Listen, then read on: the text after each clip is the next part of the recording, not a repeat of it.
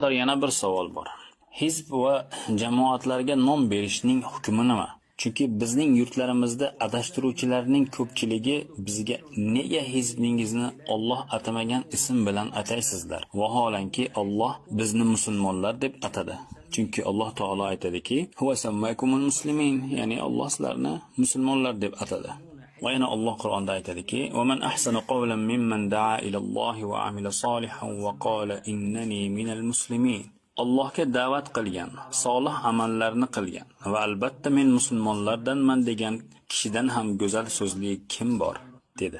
Shunday ekan, siz nega hizbingizni Alloh atamagan ism bilan ataysizlar, deb bot-bot aytaverishadi.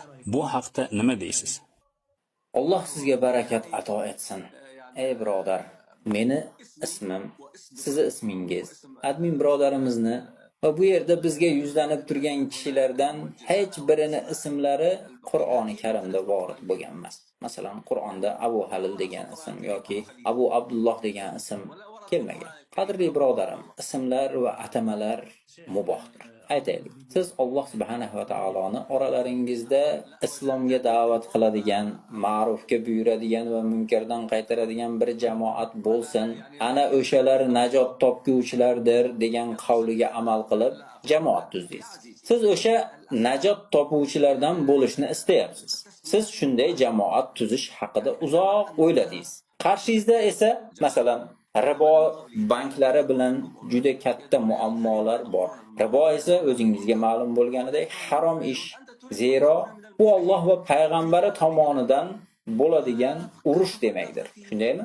Siz ribo jamiyatidagi bir xunuk jinoyat, shuning uchun men riboga qarshi kurashuvchi bir hizb yoki jamoat tuzmoqchiman dedingiz. Vallohi bu juda yaxshi fikr. Shundaymi?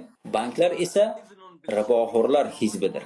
Siz shu riboga qarshi kurashuvchi bir hizb tuzmoqchisiz. Qur'oni Karimda esa riboga qarshi kurashuvchilar hizbi degan nom yo'q. Balki riboga qarshi kurashuv, riboga qarshi urush ochish, riboga qarshi kurashuvchilar, riboga qarshi kurashuvchilar degan nomlarni siz paydo qilyapsiz.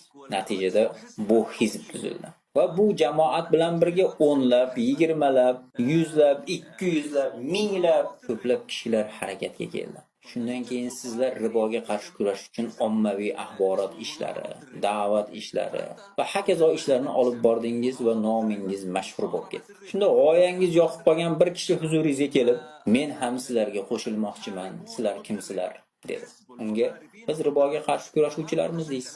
U, ya'ni sizlar riboga qarshi